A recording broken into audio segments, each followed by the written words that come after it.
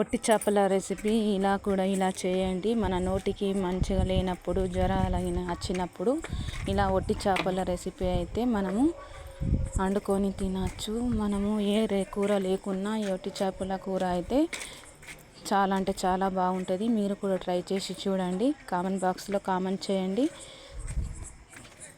వేడి వేడి రైస్లోకి అయితే చాలా బాగుంటుంది ఫ్రెండ్. ఈ ఒట్టి చేపలో కావలసిన ఇంగ్రీడియంట్స్ అయితే చూద్దాం. ఫస్ట్ అయితే ఒట్టి చేపలు ఇలా మనము పక్కన పెట్టుకోవాలి.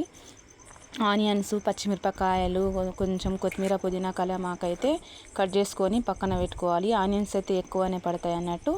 మనం ఒట్టి చేపలను ఫస్ట్ అయితే ఇలా ఒక ప్యాన్లో వట్టిగానే వేయించుకోవాలి.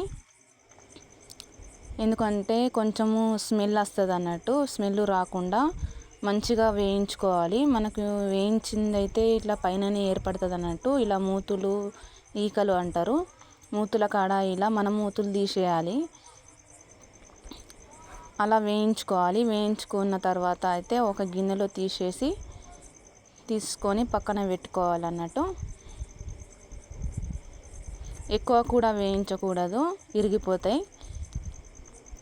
మీడియంని వేయించుకోవాలి. వేయించుకున్న తర్వాత చూడండి ఇలా కొంచెము రెడ్గా అయితే కనిపిస్తాయి మనకు. ఇలా అనగానే ఇలా మూతులు ఇలా వెంటనే మన చేతికి వచ్చేస్తాయి అన్నట్టు. కొంచెం ఇలా తోకలు ఉంటే తోకలు, ఈకలు అంటారు కదా, ఇలా తీసేయాలి అన్నట్టు. తీసేస్తేనే మంచిది. లేకుంటే వాళ్ళు తిన్నది అన్నది అలా మూతుల కాడనే ఉంటుంది అన్నట్టు. ఇలా తీసుకొని పడేయాలి. అన్నీ ఇలాగే తీసేసుకున్నా నేనైతే. ఇలా తీసుకొని పక్కన పెట్టుకుందాం. ఇలా అనగానే ఇరిగిపోతాయి అన్నట్టు. చిన్న సైజు ఉన్నాయి అయితే చాలా అంటే చాలా బాగా అవుతుంది ఈ రెసిపీ. ఎక్కడి నుంచి చూస్తున్నారో కామెంట్ బాక్స్లో కామెంట్ చేయండి. ఫస్ట్ ఆఫ్ ఆల్ అయితే ఇంత దాకా చూసిన వారైతే ఈ రెసిపీకి అయితే ఒక లైక్ ఇవ్వండి ఫ్రెండ్. ప్యాన్లో అయితే ఆయిల్ వేసుకొని ఆనియన్స్, పచ్చిమిరపకాయలు వేసుకొని వేయించుకోవాలి. సగం టీ స్పూన్ పసుపు వేసుకోవాలి. అల్లం వెల్లుల్లి పేస్టు నేనైతే ఫ్రెష్గా దంచుకొని వేసుకున్నా. ఏదైనా ఫిష్ మనం వండేటప్పుడు అయితే ఒట్టి చేపలు అంటే మనము ఎండు చేపలు అంటాము. ఎండు రొయ్యలు లెక్కనే ఉంటాయి అన్నట్టు ఎండు చేపలు. కొంచెం అల్లం వెల్లుల్లి పేస్టు ఎక్కువనే వేసుకోవాలి. వేసుకున్న తర్వాత అదే నూనెలో ఆనియన్స్లో మనము వేయించుకున్న ఒట్టి చేపలు అయితే ఇలా వేసుకోవాలి. వేసుకొని మంచిగా కలుపుకోవాలి. కొంచెం ఆయిల్ ఎక్కువనే వేసుకోండి వండుకునేవారు. వేసుకొని ఆనియన్స్లోనే ఫస్ట్ మొత్తం కలిసేటట్టు అయితే మంచిగా కలుపుకోవాలన్నట్టు. వాటర్ అయితే అస్సలు ఫస్టే వేయకూడదు. మొత్తం ఆనియన్స్లో నూనెలోనే ఇలా వేయించుకున్న తర్వాత 1 టీ స్పూన్ ధనియాల పౌడర్, 1.5 స్పూన్ ఏమో రెడ్ చిల్లీ పౌడర్ వేసుకోవాలి.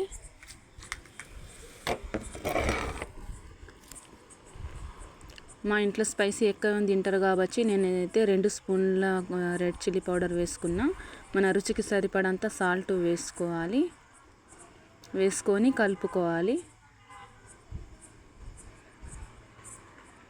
మంచిగా కలిసేటట్టు కలుపుకున్న తర్వాత మనము చింతపండు రసం అయితే తీసుకొని పక్కన పెట్టుకున్నాం. చింతపండు రసాన్ని కూడా ఇలా వేసుకోవాలి కొద్దిగా. మనం ఎంత తినే వీలుని బట్టి అంత వేసుకోవాలి చింతపండు రసం. నేనైతే 2 సార్లు అయితే వేసుకున్నా అన్నట్టు. మా చింతపండు అయితే కొంచెం పులుపు తక్కువ ఉన్నది కాబట్టి నేనైతే 2 సార్లు వేసుకున్నా. వేసుకొని మంచిగా కలుపుకోవాలి.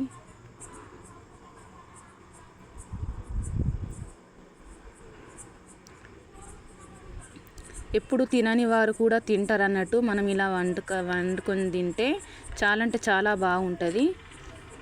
మనకు రెసిపీకి సరిపడంత కొద్దిగా వాటర్ వేసి అయితే మూత పెట్టేయాలి. ఒక 5 మినిట్స్ తర్వాత చూడండి ఎంత బాగా అనిపిస్తుందో. చాలా త్వరగా ఉడికిపోతుంది అన్నట్టు. ఉట్టిగా 5 మినిట్స్లో అయిపోయే రెసిపీ. చాలా అంటే చాలా బాగుంటుంది. మీరు కూడా ట్రై చేసి చూడండి. కొద్దిగా కసూరి మెంతి వేసుకొని అయితే మనము స్టవ్ ఆఫ్ చేసేద్దాం. స్మెల్ గురించి ఆప్షనల్ అది. మన రెసిపీ నచ్చితే లైక్ చేయండి, కామెంట్ చేయండి.